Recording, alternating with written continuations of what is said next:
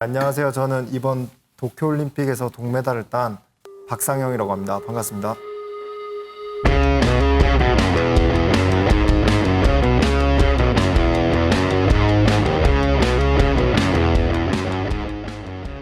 리오올림픽 때는 금메달을 따서 굉장히 많은 인기와 관심을 받으셨는데 이번 동메달도 굉장히 값져서 교육하고 나서 좀 많이 바쁘셨을 것 같아요. 어떠셨나요? 비행기에서 확진자가 나와가지고 교육하는 비행기요? 그래서 자가격리를 들어가서 방송이 다 잘렸습니다. 되게 휴식 많이 했고 아주 심심한 상태입니다. 네. 그래요? 격리 중에는 그러면 어떤 것들을 많이 하셨어요? 푹 쉬셨겠네요? 못 먹었던 거 먹고 그냥 올림픽도 보고 제 친구 웅태 경기도 뭐 열심히 챙겨보고 뭐 그렇게 하면서 지내고 있었습니다. 근대오종 전웅태 선수? 네네네네.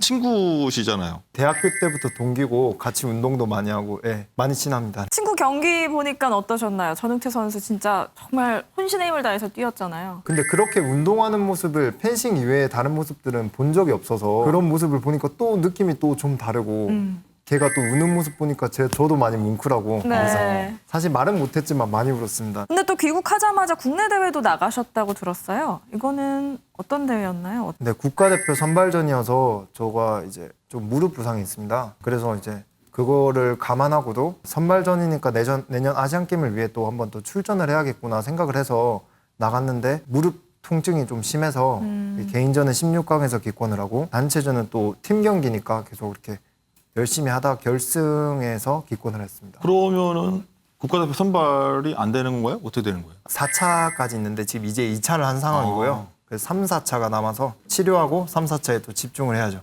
거기서 이제 우승을 해서 이제 네네. 뒤집게 하시겠다. 뒤집게 해야죠. 펜싱 인기가 정말 많아진 것 같습니다. 본인도 많이 좀 느끼실 것 같은데 여론조사에서는 도쿄올림픽에서 흥미롭게 본 종목 3위 펜싱이 올랐습니다. 배구와 양궁에 이어서인데 실감이 좀 많이 나시나요? 저도 이제 TV 보니까 자가격리를 하면서 TV를 많이 보니까 남자 사브르 이제 어펜져스가 나오는 걸 보고 실감도 많이 나고 많은 사람들이 그래도 언급도 해주시고 막 연락도 많이 와주시니까 그래도 리오올림픽 못지않게 이렇게 관심을 가져주시는구나. 그래서 너무 감사했습니다. 금메달을 땄던 5년 전 리오올림픽에서는 이 할 수 있다 신드롬 덕분에 가장 인상적인 활약을 펼친 선수 2위에 올랐었거든요. 그런데 이번에는 아쉽게도 순위권에 없더라고요. 좀 서운하지 않으세요? 아니 이제 당연한 결과고요. 좀 아쉬운 부분도 있고 서운한 부분도 있지만은 그래도 워낙 또 다른 선수들이 워낙 잘했기 때문에 좀 슬프지만 또 이해가 안 되는 상황은 아닌 것 같습니다. 말씀하신 것처럼 어펜전스 인기가 대단합니다. 김정환, 구본길, 김준호, 오상욱 선수죠. 되게 실력도 그렇고 외모적으로도 굉장히 뛰어난 분들인데 사브라팀 보면은 리오올림픽 생각이 좀 많이 나실 것 같아요. 내가 저 땐 저랬지 이런 것들. 그래서 엄청 바쁜 거를 이제 제가 알 것 같아요. 형들이 맨날 그러더라고요. 저한테 만나면은 지금 쉴 시간이 없다. 그래서 제가 맨날 형들한테 말하거든요. 형, 물 들어올 때 놓줘야 된다. 그래서 정말 바쁜 나날을 보내고 있는 것 같아서 저도 옛날 생각 많이 나더라고요. 어펜져스 이제 방송에 좀 많이 나와서 얘기를 하고 있는데 값진 동메달인데 같이 이제 에페팀도 방송에 나오면 어떨지 좀 궁금하기도 하고 본인들은 어떤 별명으로 좀 불렸으면 좋겠는지 좀 바람 있을까요? 저희 형들은 근데 좀 카메라 앞에 나오는 거를 별로 안 좋아하는 것 같더라고요. 그래요? 네. 그래서 맨날 인터뷰 같은 것도 저를 시키고 이러는데 저도 저희 형들이랑 함께하는 자리에 한번 있었으면 좋겠고 별명은 형들은 모르겠고 저는 할 수 있다면 안 불러주셨으면 좋겠어요. 너무 힘들어가지고. 그리고 그 할 수 있다가 저는 좀 부담으로 느껴지더라고요. 꼭 지고 있는 경기에서 역전을 해야 될 것 같고 근데 역전을 하는 게 제 마음처럼 되지가 않으니까 그런 게 조금 부담스럽게 느껴졌어서 박사영 선수 보면 정말 기대감이 생겨서 그런 얘기를 많이 하시는 거예요. 해설에서도 그런 말을 하더라고요. 이 정도 점수는 박상현 선수가 역전을 할 수 있다. 그거는 말도 안 되는 거거든요.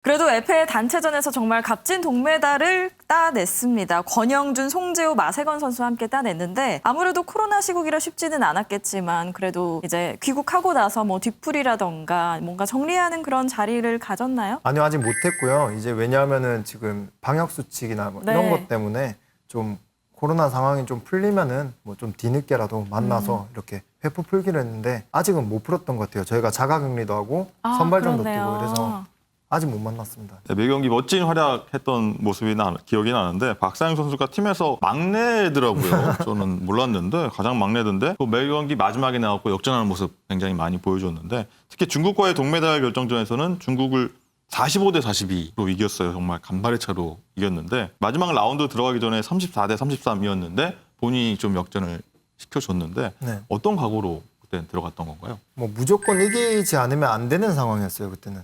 그리고 이제 저의 칼끝으로 저의 마무리로 이제 제 동료들이 다 이기냐 지냐에 놓여져 있는 메달이 상황이기 결정되죠. 때문에 부담도 많이 됐고요. 근데 또 꼭 이겨야 되는 경기 딱 그렇게 해서 경기를 들어갔어요. 다들 그런 생각했을 것 같아요. 아 박상영이니까 할 수 있으니까 역전하겠지. 이런 생각을 정말 많이 가졌던 것 같아요. 그런 관심 좀 안 가주셨으면 좋겠습니다.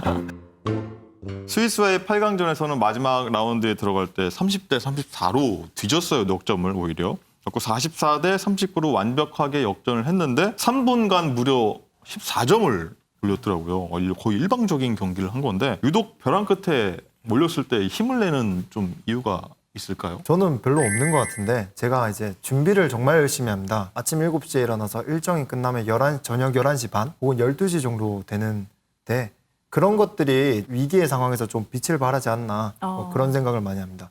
보통 선수들은 그때 훈련 안 하나요? 하긴 하는데 뭐 모르겠어요. 그 선수들의 준비하는 거는 저는 못 보니까 근데 제가 준비하는 과정은 제가 잘 아니까 최선을 다한다. 네 누구보다 열심히 했다고 저는 자부를 했기 때문에 네. 그때 36대 36 딱 동점이 되고 나서 또 바로 연이어 점수를 내면서 역전을 했잖아요. 그때 기분은 어떠셨어요? 그때도 의심했어요 저는. 그때도 될까?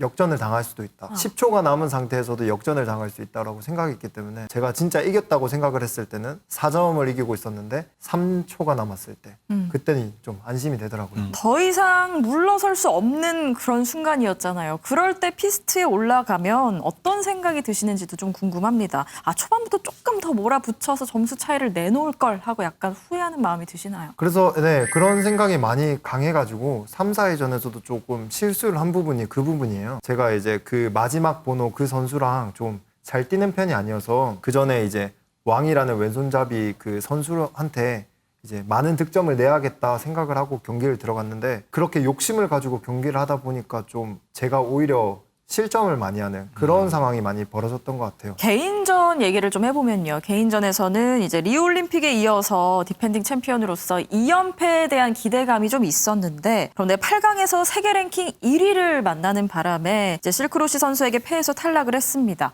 앞서가다가 전세가 뒤집혔는데 좀 많이 아쉬우셨겠어요. 네, 정말 많이 아쉬웠고 제가 정말 아쉬웠던 것은 이제 이기고 있을 때 저 선수가 전략을 바꿨어요. 이제 그랬는데 그거를 제가 인지했음에도 불구하고 저 선수는 내가 어떤 액션만 취하면 다시 바꾸겠구나라고 생각을 해서 안 바꿨어요. 그게 페인이 되지 않았나라는 생각에 그 부분이 좀 많이 후회가 됩니다. 단체전 일본과의 4강전도 좀 많이 아쉬웠습니다. 개인전 못지않게. 초반부터 흐름을 좀 내주다가 결국 만회하지 못했는데 어떤 점이 좀 안 됐던 건가요? 뭔가 4강이라는 그런 중압감과 그리고 일본 국가와 경기를 하기 때문에 좀 저희 선수들과 제가 좀 부담을 많이 느꼈던 것 같아요. 그래서 일본 선수들이 원래 잘하지만 그래도 그 정도의 점수 차가 날 만큼의 경기력이 차이가 나는 건 아니지만 좀 그런 부분이 좀 아쉽고 또 한일전은 가위바위보도 지지 말라는 얘기가 그러니까요. 있잖아요. 그러니까 또 너무 네. 필사적이니까 또 잘 안 풀린 것 같아요. 사실 이번 올림픽을 준비하는 과정이 굉장히 힘들었다고 들었습니다. 개막을 3개월 앞두고서 예술체육요원 특기 활용 공익 복무 시간을 채워야 올림픽에 나갈 수 있다는 얘기를 들었다고 해요. 그래서 진천 선수촌에도 못 들어갔다고 들었는데 이거 어떻게 된 건가요? 아까 말씀하신 대로 체육위원 그 재능기부 규정이 바뀌어가지고 이제 봉사활동 시간을 다 채우지 않으면 외국을 못 나간다라고 이렇게 바뀌어서요. 근데 그 말은 즉슨 제가 올림픽을 못 뛴다는 얘기거든요. 네. 그래서 저는 이제 경남체육고등학교 모교에서 네. 학생들을 가르치면서 이제 준비를 할 수밖에 없는 상황이었습니다. 그럼 선수촌에 못 들어가고 훈련을 어떻게 하셨어요? 경남체육고등학교 학생들을 네. 가르치면서 그 학생들이랑 같이 훈련을 하고 있었죠. 네네. 모교 후배들과 같이 훈련을 네네네. 하신 거예요? 국가대표하고 훈련하는 게 아니라 그 고등학교 선수하고 같이 그렇죠. 국가대표 선수들은 진천 선수촌에서 체계적인 훈련을 받고 있을 때 저는 모교를 가서 이제 고등학교 선수들이랑 이렇게.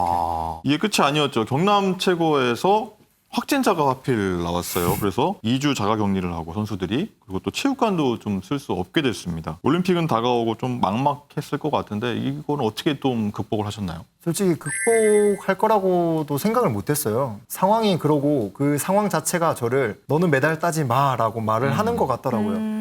그래서 그 상황 자체가 좌절을 많이 얻었는데 그래도 발버둥이라도 쳐보자. 우리 비인기 종목은 이거 안 하면 또 4년 뒤를 또 기다려야 되는 그 상황이니까 발버둥이라도 쳐보자는 생각으로 이제 그럼 경기할 곳을 찾자. 경기할 곳을 내가 만들자. 이래서 소속팀에서 피스트라고 부르는 이제 펜싱 경기장과 네. 심판기와 이제 그런 것들을 용달차로 불러서 이제 150km 떨어진 저희 본가로 이렇게 이동을 해서 그거를 옥상에 설치를 하고요. 집 옥상에요? 집에요? 네네네. 이제 남은 부품들은 제가 사비로 사서 이제 혹시 또 비가 올 수가 있으니까 네네. 천막으로 가릴 그런 천막도 사서 저만의 펜싱 캠프를 만들었죠. 집 옥상에 캠프를 만들었. 홈 트레이닝으로. 네. 근데 사실 뭐 선수촌이면 상대 선수가 있을 거잖아요. 근데 이제 집이었으니까 상대 선수가 없잖아요. 그럼 그런 건 어떻게 해결을 하셨어요? 그것도 두 번째 엄청난 스트레스였습니다. 저한테.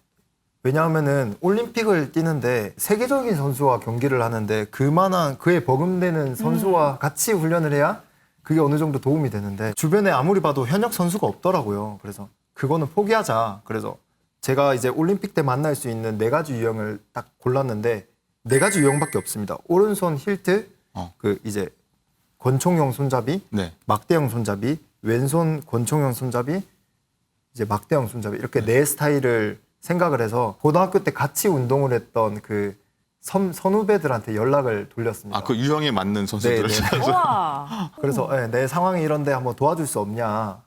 나 지금 너무 간절하고 이번 올림픽에서 꼭 메달 따고 싶다.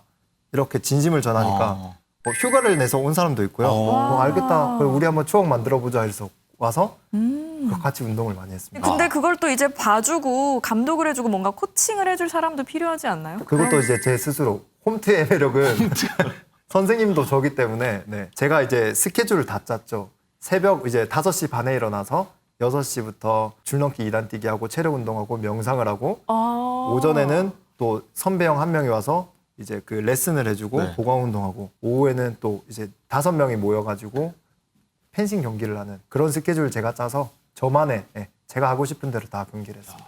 정말 우여곡절이 많았던 만큼 올림픽 메달을 딴 게 어떻게 보면 기적이라고 생각할 수 있을 것 같은데요. 그래서일까요? 동메달이 확정된 후에 좀 포효를 하면서 눈물을 펑펑 쏟았어요. 아무래도 심적인 부담감, 또 막내이자 에이스로서의 부담이 좀 컸을 것 같아요. 저는 경기를 끝나고 눈물을 흘린다는 것 자체가 이해가 원래 안 됐었습니다. 왜냐면 이렇게 좋은 순간에 어떻게 눈물을 흘릴 수 있냐 이런 생각을 많이 했는데 진짜 영화에서 보던 것처럼 이제 그런 제가 준비했던 그런 생각들과 이제 준비했던 과정들이 다 기억이 나더라고요. 그 짧은 순간에. 주마등처럼, 네. 필름처럼. 그래서 눈물을 안 흘릴 수가 없었고 너무 슬펐고 너무 하여튼 복잡한 감정들이 너무 많이 들었어요. 말씀하신 것처럼 이제 리우 올림픽 때 금메달을 따고 나서 굉장히 좀 힘든 시기를 좀 보냈던 것 같아요. 어떤 금메달이 좀 주는 어떤 부담감, 무게감 이런 게 좀 짓눌렸었던 거예요. 그 전에는? 저 같은 스타일이 좀 그렇게 많이 되는 것 같아요. 왜냐하면은 그때 이제 리우 올림픽이 끝나고 나서 제가 저를 정의를 하고 규정을 해야 되는데 타인이 저한테 저를 정의하는 대로 살려고 했어요. 이 선수는 무조건 잘한다라고 정의를 하고 얘는 질 수가 없다 이런 말을 정의를 했을 때 나는 그런 사람이라고 생각을 했을 때부터 좀 많이 힘들었어요. 저도 인간이고 질 수도 있고 신체 조건이 특별하게 뛰어난 선수도 아닌데 근데도 무조건 이겨야 된다라는 생각이 저를 많이 괴롭혔습니다. 당시 리우올림픽 금메달 땄을 때 나이가 21살? 2살이었나요? 네, 22살입니다. 22살. 네네. 진짜 어린 나이에 이제 금메달을 땄고 그만큼 큰 기대를 받다 보니까 그게 좀 중압감으로 다가오지 않았을까 싶습니다. 굉장히 힘들어서 뭐 잠도 잘 못 자고 살도 정말 많이 빠지고 정말 또 온몸이 성한 데가 없을 정도였다고 들었어요. 네, 지금도 솔직히 거의 다 안 좋아요. 뭐 인대도 많이 끊어지고 수술도 리우올림픽 이후 2번이나 했고 훈련도 많이 하는데 이제 또 쉬는 시간에 또 휴식을 잘 취해야 되는데 또 생각이 저를 괴롭히니까 사실상 휴식 시간이 없었던 거죠. 네. 그래서 뭐 살도 한 10kg가 빠지고 뭐 치료가 안 돼서 막 몸이 아파가지고 밤에 잠도 못 자고 그런 적이 많습니다. 그 힘든 기간이 리오올림픽 끝나고 2년 정도 그런 시기가 좀 있었던 건가요? 솔직히 5년 다 힘들었는데요. 5년 다 힘들었는데 진짜 힘들어진 시기는 이제 2018년 그 자카르타 아시안 게임 끝나고 나서 와 진짜 올림픽이 얼마 남지 않았구나. 근데 내가 세상에 쓸모 있는 사람이 되려면 금메달을 따야 되겠구나. 이런 생각이 저를 많이 괴롭혔어요. 이 얘기를 좀 뭐 뜬금없긴 한데 좀 걱정이 많은 스타일인 네, 제가 것 좀 같아요. 걱정을 많이 하고요. 좀 그래요. 긍정의 아이콘인데 걱정이 많은. 약간 좀 색다른 면을 좀 저도 얘기하면서 느끼는 것 같아요. 모두가 화려한 금메달리스트의 모습만 좀 많이 상상하셨을 것 같은데 이렇게 힘든 면이 많았다는 걸 좀 확인할 수 있었고요. 좀 슬럼프라고 할까요? 좀 겪으셨는데 어떻게 그럼 좀 이겨내셨던 거예요? 이겨내지 않으려고 하니까 이겨내시더라고요. 위기의 상황에서 저는 큰 걸음으로 가면은 그 위기가 금방금방 지나갈 줄 알았거든요. 근데 그게 아니라 오히려 위기의 상황에서는 내가 지금 통제할 수 없는 상황이니 작은 걸음으로 이 위기를 나가야 되는데 차근차근. 네. 근데 무조건 내가 열심히 하면 무조건 이겨나갈 것이다. 이 마음이 오히려 더 슬럼프에 빠지게 했었고요. 이겨낼 방법은 이제 그래 내가 지금 이 상황을 인지하고 수용하는 것에서 진짜 이겨낼 수 있는 그런 힘들을 많이 얻었던 것 같아요. 내가 할 수 있는 것만 하자 이런 생각이 자연스럽게 들더라고요. 이 상황이 이러니 나는 지금 뭐 인위적으로 생각을 하는 게 아니라 지금 나는 지금 힘든 상황이야 라고 인정을 하니까 그럼 내가 할 수 있는 것만 하자 이렇게 생각이 들어서 위기에서 또 잘 이겨냈던 것 같아요. 그런 일을 계기로 해서 많은 걸 좀 느끼셨을 것 같아요. 삶에 있어서도 그리고 선수 생활에 있어서도 좀 어떤 변화가 많이 좀 있었나요? 겪고 나서요. 이제 무조건 잘해야 된다라는 생각을 버려야 잘해진다는 걸 느꼈습니다. 무조건 내가 1등을 해야지. 난 무조건 잘나야 돼. 뭐 내가 먼저 최고가 될 거야 라는 생각은 2등밖에 할 수 없는 것 같아요. 근데 오히려 그 제가 이제 뭐 믿을 수 없는 그런 목표를 잡고 열심히 하루하루 살아가면서 네 그냥 제가 할 수 있는 것에 최선을 다하면 1등을 할 수 있는 것 같고요. 그런 중압감에 흔들려서 자신의 몸을 해칠 정도의 준비를 한다면은 최고를 오래 할 수 없는 것 같아요. 네, 그걸 많이 느꼈습니다. 그렇게 하나씩 차근차근 할 수 있는 것부터 이겨내서 2018년에 다시 태극마크를 달고 그해 아시안게임 개인전 은메달 그리고 2019년 월드컵 우승 지난해 월드컵 준우승까지 하면서 완벽하게 부활을 했습니다. 누구보다 힘든 시기를 겪고 정말 이 자리에 서셨는데 다른 선수들 그리고 후배들에게 또 해줄 말도 있을 것 같다는 생각이 들어요. 뭐 그런 일을 안 겪으려고 하지 마시고요. 뭐 그런 일은 여러분들이 이제 나아가다 보면은 자연스럽게 올 수밖에 없는 길입니다. 오르막길이 있으면 내리막길이 있고요.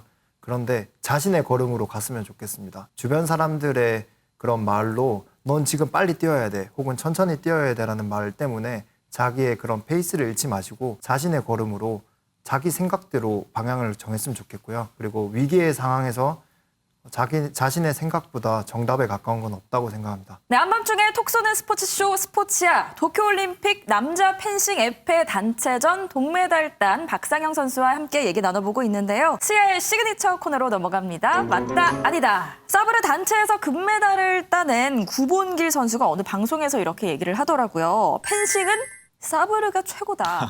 근데 박상영 선수는 에페 선수잖아요. 이 말에 동의하시는지 궁금합니다. 동의한다, 맞다, 아니다? 이건 아니다. 아니다. 왜? 이거는 왜 그러냐면 봉길이 형의 말은 이해가 됩니다. 왜냐하면은 사브르 선수니까. 근데 저한테는 에페가 최고이고요. 에페만의 매력이 꼭 있습니다. 그러니까 너무 사브르만 보지 마시고 에페도 꼭 그만큼 관심 가져주셨으면 좋겠습니다. 네. 에페만의 매력은 그럼 뭐라고 생각하세요? 사브르는 너무 순식간에 끝나서 아마 보시는데도 이게 맞아요. 득점이야? 수비야? 뭐 방어야? 이렇게 보기가 힘든 부분이 있을 수도 있어요. 저도 그러거든요. 네, 근데 네. 에페는 그런 게 아니고 정말 솔직한 경기이기 때문에 심판기에 불이 들어온 쪽이 이기는 겁니다. 그래서 그런 관습이 전혀 없고 정말 칼싸움이라고 보시면은 아마 엄청 좀 에페만의 매력에 빠질 수 있을 것 같습니다. 그럼 새 종목 중에는 에페가 1등이다. 그렇죠. 뭐 다른 사람들 입장에서는 모르겠지만 제 기준에서는 에페가 최고다. 지난주에 근대오종 동메달 땄던 친구 전용태 선수가 다녀갔는데 그 펜싱을 많이 가르쳐줬다고 했는데 본인은 오히려 자기가 더 이렇게 성형화도 할 수 있어 이런 자신감도 많이 오히려 더 줬다고 하는데 뭐 그게 맞다? 아니다? 이건 없나요?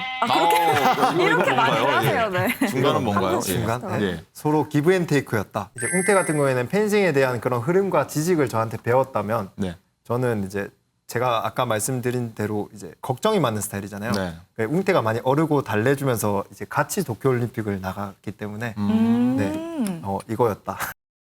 박상영 선수가요, 눈 깜짝할 사이에 상대를 찌르는 그 플래시 기술이 전매 특허인 만큼 스피드만큼은 타고났다고 들었습니다. 근데 펜싱은 이렇게 잘하지만 다른 구기 종목은 잘 못하고 또 방정리 같은 데는 영 재주가 없다. 맞다 아니다? 그거 어떻게 하셨어요? 그 저의 사생활 어떻게? 이거 당황스럽네. 맞다 아니다? 이거는 맞다. 뭐 어떻게 하시지? 뭐 구기 종목 뭐 어떤 거 해보셨어요? 구기 종목을 저희 이제 진천 선수촌에 있으면 뭐 약간 휴식의 시간으로 이제 축구나 뭐 족구 뭐 이런 것들을 하잖아요. 그러면은 좀 후보에 많이 있고요. 그래서 벤치 벤치. 멤버다. 벤치 멤버고, 네, 좀 이제 가위바위보에서 이제 편가르기 한 사람씩 가져가게 하는데 항상 이제 끝에 남는 3명 중 1명인. 아. 네, 그렇군요. 그래가지고 네 그렇습니다. 방정리 뭐 이런 건 뭐죠? 좀 손이 많이 간다고 들었어요. 솔직히 저는 방정리의 중요성을 잘 모르겠습니다.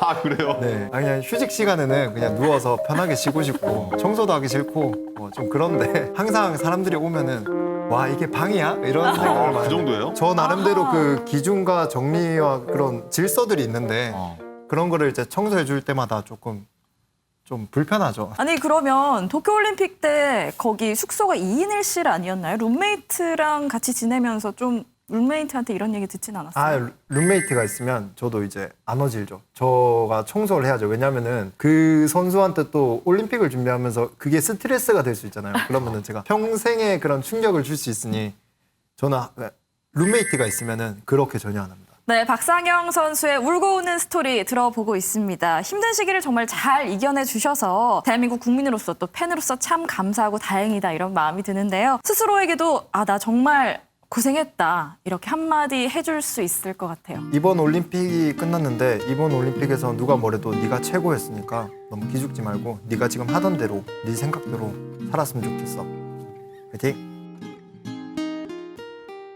앞으로가 더 중요할 것 같습니다. 아까 뭐 금메달 따겠다는 파리에서의 금메달 약속하셨는데 앞으로 계획과 목표 이거 좀 궁금합니다. 어떻게 걱정 없이 살아가실 건지. 이제 좀 목표가 많이 바뀌었습니다. 옛날에 리우 올림픽이 끝나고 나서 인터뷰에서는 그랜드슬램을 하자, 올림픽 2연패를 하자 이런 거창한 목표를 가지고 임했는데 그게 오히려 뭐 그랜드슬램이나 그 올림픽 2연패를 못하게 되는 원인 중 하나였던 것 같아요. 그래서 이번에는 그냥 일단 오늘을 살고 내가 가는 곳까지 가는 게 제 목표입니다. 안 다치게. 네, 하루하루 열심히. 네 하루하루 열심히. 그럼 마지막으로 박상영 선수를 지지해주고 응원해주는 팬들에게도 한 말씀 부탁드립니다. 이번 올림픽을 하면서도 정말 힘을 많이 얻었습니다. 이제 저를 응원해 주시는 팬분들께서 이제 무조건 금메달 따와라가 아니라 이번 때에서 금메달을 따지 않더라도 있는 그대로 너를 도와해 줄 테니 정말 응원한다라는 말을